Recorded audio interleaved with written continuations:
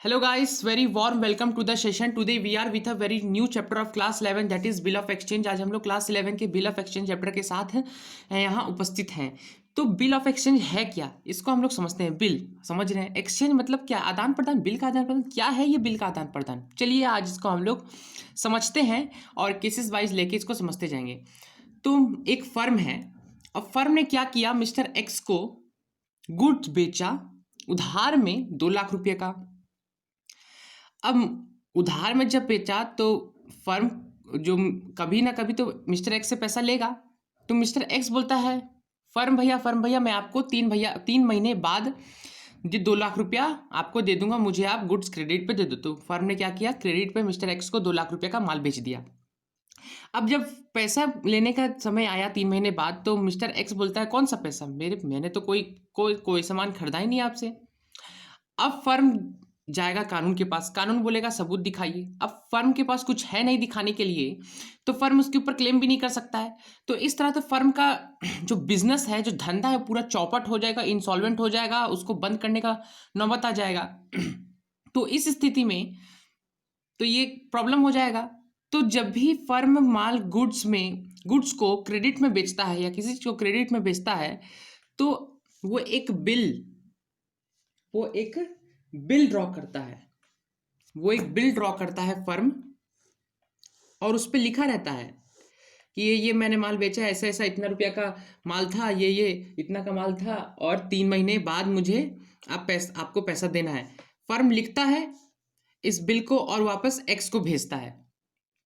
X इसको accept करता है और एक्स इस पर अपना सिग्नेचर करता है, हाँ भाई मैंने माल खरीदा है, और फिर वापस ये इसको भेज देता है। तो ये जो बिल लिखता है फर्म, इसको बोलते हैं ड्रोवर। बिल लिखने वाला ड्रोवर, और बिल को एक्सेप्ट जो करता है वो ड्रॉई। ये ड्रोवर, ये ड्रॉई। उसके बाद फिर से एक बार समझते हैं क्या हुआ। फर्म ने मिस्टर एक्स को गुड्स बेचा उधार में, क्रेडिट में 2 लाख रुपया का। फर्म बोलता है मैं आपको 3 महीने बाद इसका पैसा दे दूंगा। तो फर्म ने क्या किया, एक बिल लिखा और उस बिल में पूरा बात लिखा कि ये इतना का मैंने ये माल बेचा है, 3 महीने बाद मुझे मिस्टर एक्स पैसे दे देंगे। फर्म ने बिल ड्रॉ किया। जो बिल को ड्रॉ करता है, जो बिल को इशू करता है, वो ड्रॉअर कहलाता है। तो फर्म ड्रॉअर हो गया, और मिस्टर एक्स ने बिल को एक्सेप्ट किया और उस पर सिग्नेचर किया। उसके बाद एक्सेप्ट करने के बाद वापस फर्म को भेजा। तो ये बिल रिसीव करेगा, तो इसको बिल रिसीवेबल कहेंगे। बिल रिसीवेबल हम लोग जानते हैं ये हमारा एसेट होता है, और ये इनको मिस्टर ड्रॉय को, ये जिसको हम लोग एक्सेप्टर भी बोलते हैं, क्योंकि ये बिल को एक्सेप्ट करेगा, फिर वापस एक्सेप्ट करने के बाद सिग्नेचर करेगा अपना, और फिर मिस्टर फर्म को भेजेगा। तो ये एक्सेप्टर हो गया, जिसको हम लोग ड्रॉय भी बोलते हैं। इसके लिए बिल पेबल होगा, क्योंकि इसको बिल पेबल, और ये हमारी लाइबिलिटी है। तो अब हम लोग एक एक करके केस लेते जाएंगे। इसमें हम लोग एक बार फिर समझते हैं हमने किया क्या। हम लोगों ने आज क्लास 11 का bill of exchange accountancy chapter शुरू किया, और इसमें हम लोगों ने सबसे पहला ये बोला कि फर्म ने मिस्टर एक्स को गुड्स बेचा, सोल्ड में बेचा। मिस्टर एक्स ने बोला कि मैं आपको 3 महीने बाद उसका पैसा दे दूंगा। तो 3 महीने बाद पैसा दूंगा, तो मिस्टर फर्म ने क्या किया, एक बिल ड्रॉ किया, बिल लिखा, और उसमें बात लिखा कि क्या क्या बात है। 3 महीने बाद मुझे मिस्टर एक्स से पैसा मिलेगा, और इतना का मैंने माल बेचा है। तो फर्म लिख के ड्रॉ करके एक्स को भेजेगा, एक्स इसको एक्सेप्ट करेगा, उस पर सिग्नेचर करेगा, और फिर वापस फर्म जो है इसको बिल रिसीव करेगा। इसलिए बिल रिसीवेबल है। बिल रिसीवेबल फर्म के लिए एसेट है, और ये बिल को एक्सेप्ट करता है ड्रॉई, जिसको हम लोग ड्रॉई बोलते हैं, और ये फर्म ये ड्रॉअर है, इसको हम लोग ड्रॉअर बोलते हैं। तो इसके लिए बिल पेबल लाइबिलिटी है। तो अब हम लोग केसेस लेते हैं एक एक करके। क्या है केस नंबर 1। केस नंबर 1 लिखेंगे, if bill is kept till maturity and honored on the maturity date, on the due date। अब हम लोग समझते हैं क्या बोलता है। अब हम लोग जितना भी एंट्री करेंगे, जर्नल एंट्री, अब हम लोग करेंगे वो in the books of drawer, in the books of drawer. हम लोग जितना भी एंट्री आज सीखेंगे वो ड्रॉवर के बुक में सीखेंगे। तो अब इसी केस को हम लोग लेते हैं, मिस्टर फर्म ने एक्स को गुड बेचा, तो इसकी एंट्री क्या होगी? तो सबसे पहले हम लोग जर्नल का फॉर्मेट बना देते हैं। यहाँ पे लिखेंगे journal entry date particular ledger folio debit credit. Date हमें दे नहीं रखी है।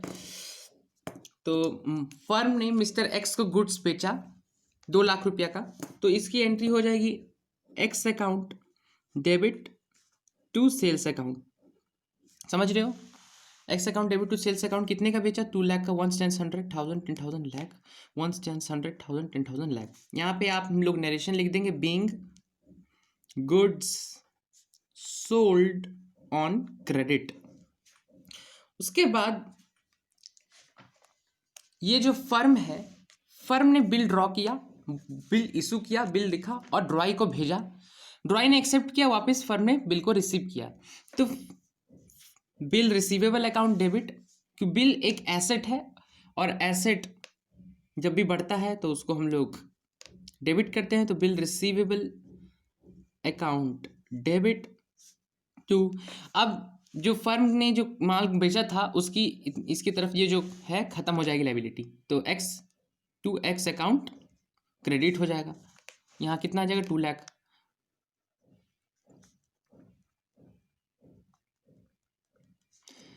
अब क्या एंट्री होगा? ड्यू डेट पे जब पैसा देने की बारी आएगी तो ड्यू डेट पे क्या होगा? ड्यू डेट पे अब क्या होगा? ड्यू डेट पे फर्म गया 3 महीने बाद, बोलता है मुझे पैसे दो, इसके ये आपका बिल है। तो ड्यू डेट पे फर्म को कैश मिलेगा, तो cash account debit to bill receivable account. कितना? 2 लाख। 1 10 100 1000 10,000 लाख, 1 10 100 1000 10,000 लाख। तो यहाँ इसके एंट्री हमने नरेशन नहीं लिखा, तो इसका नरेशन लिख दीजिए यहाँ पे, बीइंग बिल रिसीवेबल रिसीव्ड, और यहाँ पे लिख दीजिए being cash received on due date. तो ये थी हमारी एंट्री। तो फिर से एक बार हम लोग इसको समझते हैं कि हमने क्या किया। मिस्टर फर्म ने एक्स को गुड्स बेचा क्रेडिट में 2 लाख रुपया का, और 3 महीने के बाद मिस्टर एक्स बोलते हैं मैं आपको पैसे दे दूंगा। तो फर्म ने बिल ड्रॉ किया, इशू किया, जिसको हम लोग ड्रॉई बोलते हैं, और फिर मिस्टर एक्स को भेजा। मिस्टर एक्स ने उस पर सिग्नेचर किया और एक्सेप्ट किया बिल को, जिसको हम लोग ड्रॉई बोलते हैं। Acceptor of the bill is known as drawee. और उसके बाद फिर वापस फर्म ने इसको रिसीव किया। तो इसका हम लोग ने जनरल एंट्री इसी को हम लोग देखें। तो हम लोग पहले लिखा X account debit to sales account, जो माल बेचा एक्स को। उसके बाद जो एक्स के प्रति जो लाइबिलिटी थी वो खत्म हो जाएगी और एक न्यू बनेगी। तो यहाँ आ जाएगा bill receiver account. Bill receiver हम लोग का एसेट है। फिर ड्यू डेट पे जिस दिन हमें 3 महीने में बाद हमें जिस दिन पैसा लेने का बारी आएगा उस दिन हम लोग को कैश मिल जाएगा। तो cash account debit to bill receivable account. तो अल्टीमेटली इम्पैक्ट लास्ट में क्या हुआ देखिए, ये और ये जी और ये कैंसिल हो जाएगा। उसके बाद ये और ये कैंसिल हो जाएगा। तो अल्टीमेटली देखिए हम लोग का X account debit to cash account हो रहा है। तो ये था हम लोग का केस नंबर 1। और ये जो एंट्री था general entry in the books of drawer था। हम लोगों ने जो एंट्री किया वो फर्म के बुक्स में एंट्री किया, मतलब in the books of drawer. हम लोग इन द बुक्स ऑफ ड्रॉई या फिर मिस्टर एक्स के बुक में एंट्री आज नहीं सीखेंगे। तो आज हम लोग केस नंबर अब 2 लेंगे। केस नंबर 2 हमारा क्या कहता है? तो case number 2, if bill discounted and honored on due date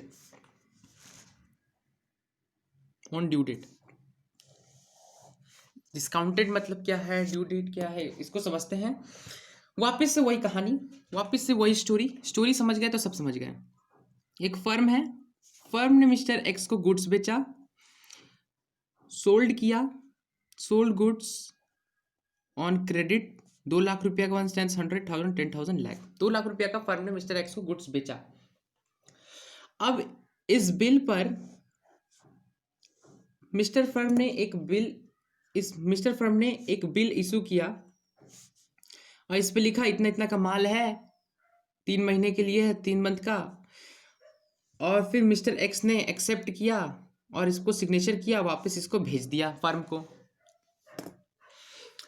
अब जो है फर्म को पैसे की जरूरत आज है, फर्म को 3 महीने बाद पैसा मिलेगा क्योंकि इस पे लिखा हुआ है, इस बिल पे लिखा हुआ है। अब फर्म 3 महीने पहले से उसको बोल भी नहीं सकता है भाई मुझे आज पैसे दे, तो मुझे पैसे की आज जरूरत है। मान लो फर्म को कोई इमरजेंसी आ गया, उसके घर में कोई प्रॉब्लम हो गया, कुछ भी सिचुएशन हो सकती है फर्म के साथ, तो फर्म इसको बोल नहीं सकता 3 महीने से पहले कि मुझे पैसे दो। कोई क्लेम नहीं, कोई कुछ नहीं, नेगोशिएबल एक्ट में लिखा हुआ है, तो फर्म तो बोल नहीं सकता। अब फर्म को पैसे की जरूरत है आज और पैसे मिलेंगे लेकिन 3 महीने बाद, तो फर्म करे तो करे क्या। तो इसकी ये समस्या का समाधान करने के लिए बैंक बैठा है। बैंक का धंधा ही यही है। फर्म जाता है बैंक के पास, बैंक भैया ये एक बिल है मेरे पास, मुझे पैसे की आज जरूरत है, आप इस बिल को ले लो और ड्यू डेट के दिन जाके मिस्टर एक्स से आप ये पैसे कलेक्ट कर लेना। यही ना हुआ, इसको पैसे की जरूरत आज थी लेकिन मिलना था 3 महीने बाद। तो 3 महीने जब फर्म तो क्लेम नहीं कर सकता है मुझे पैसे की जरूरत आज है कि आज मुझे दो। तो फर्म गया बैंक के पास इस समस्या का समाधान लेने के लिए, बैंक का काम ही यही है। तो फर्म गया बैंक के पास, बैंक ने बिल को ले लिया और फिर फर्म ने बोला कि ड्यू डेट पे आप मिस्टर एक्स से जाके इसका जो है अमाउंट ले लीजिएगा। तो बैंक ने बोला ठीक है। अब बैंक बेवकूफ़ तो है नहीं, बैंक तो ऐसे तुमको जो पैसा दे रहा है फर्म को, तो वो तो बेवकूफ़ है नहीं बैंक, तो आज दे रहा है आपको। तो बैंक ने बोला कि मैं आपसे 12% डिस्काउंटिंग चार्ज करूंगा, डिस्काउंटिंग चार्जेस चार्ज करेंगे। बैंक ने बोला तो ठीक है, बैंक ने बोला ठीक है, फर्म ने बोला ठीक है। तो हम लोग को अब डिस्काउंटिंग चार्ज को हम लोग कैसे कैलकुलेट करते हैं, देखिए हम लोगों ने माल था 2 लाख 100,000 10,000 लाख, कितना परसेंट चार्ज करेगा बैंक, 12%। हर बैंक के लिए अलग अलग ये परसेंट चार्जेस हो सकता है, वो बैंक पर निर्भर करता है, इसलिए ये नहीं कि 12% लेना है, मैंने फॉर एग्जांपल लिया है। और 12% था और कितने महीने के लिए बिल ड्रॉ किया था, 3 महीने के लिए। तो ये जो आया 2 लाख का 12%, ये पर एनम मतलब 1 साल का आया। अब ये 3 महीने के लिए बिल ड्रॉ किया है तो 3/12 कर देंगे, तो यहाँ आ जाएगा 6,000। तो 6,000 रुपया बैंक अपना कमा लेगा। तो बैंक का यही काम ही है, बैंक का यही प्रॉफिट है, यही मुनाफा है, बैंक ऐसा ही काम करता है। तो अब हम लोग इसमें एंट्री कैसे करेंगे, journal entry in the books of drawer,